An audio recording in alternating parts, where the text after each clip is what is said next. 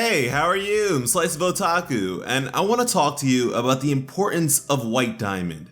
As far as I'm concerned, the significance of this figure and soon-to-be character is undeniable, which may come across as strange considering we have yet to have her completely revealed within the series, but at the same time, she is everywhere, or at least her influence is. I've said it so many times on this channel already, and I will continue to say it.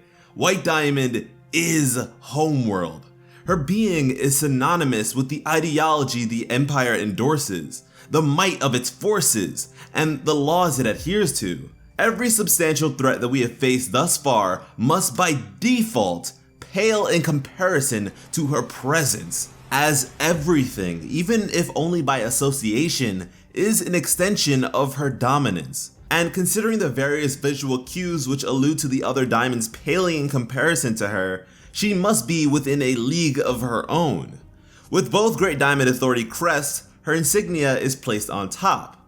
Within her mural depiction, she is shown to possess the most colonies by a landslide. On Homeworld, there exists a massive monument or likeness of her silhouette. When assessing information exclusive to the diamonds, White Diamond's insignia must be input twice, whilst all the others are pressed but once. With the episode The Trial, White Diamond doesn't even have an obligation to preside before Rose Quartz, as her fellow diamonds do.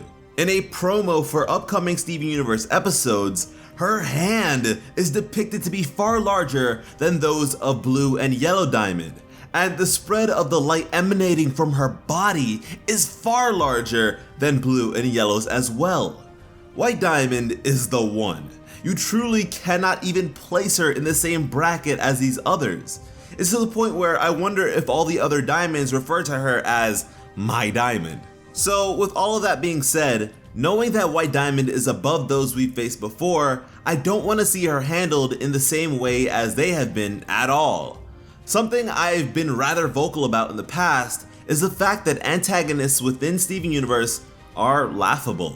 Typically with their introductions, they're belittled in some regard or even ridiculed, which immediately serves to diminish their presence in terms of caution or respect.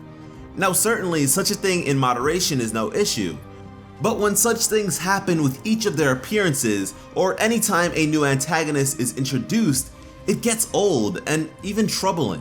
When the narrative depicts the importance or notable feats of a threat, especially if for a while, only to belittle that threat, it's hard to take things seriously. So not only is the pressure on for White Diamond to differentiate herself in this respect, but there is also the crushing weight of Homeworld on her back.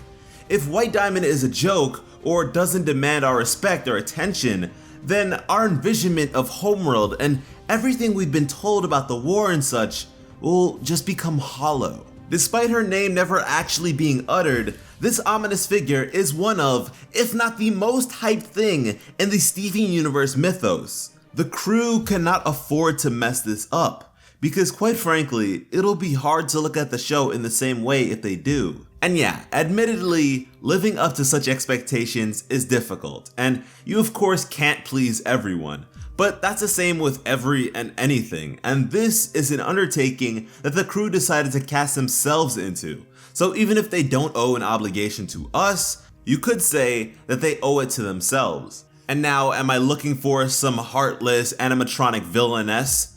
No, certainly not, but there must be an explanation for her distance from what many may deem to be important affairs. But what I do desire the most is for what we've all been asking and waiting for, being the introduction of White Diamond, to be the most daunting and terrifying ordeal we ever experience with this show.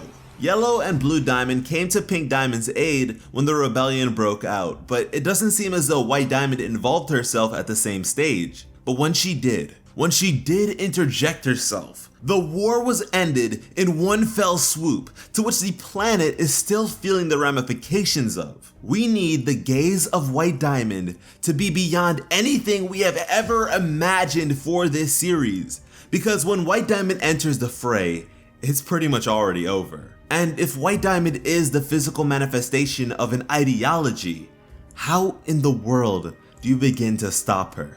Guys, let me know what you expect from White Diamond and just what sort of devastation you think comes along with her attention. And I also want to give a special shout out to my friend Coda, who made the art for this video's thumbnail. Honestly, as I'm sure many of you can tell, I get pretty serious with my thumbnails because I just have a blast with them. But you know, sometimes my video concepts are so outlandish that translating them into a high caliber thumbnail can be a bit frustrating. So being able to share my vision with him and have it come to fruition in a visible way is just amazing. So hopefully you like it. You can find him on his YouTube channel, Art with Coda, and when you check his stuff out, tell him who sent you. But anyways, thank you all so much for watching and have an awesome day. I love you.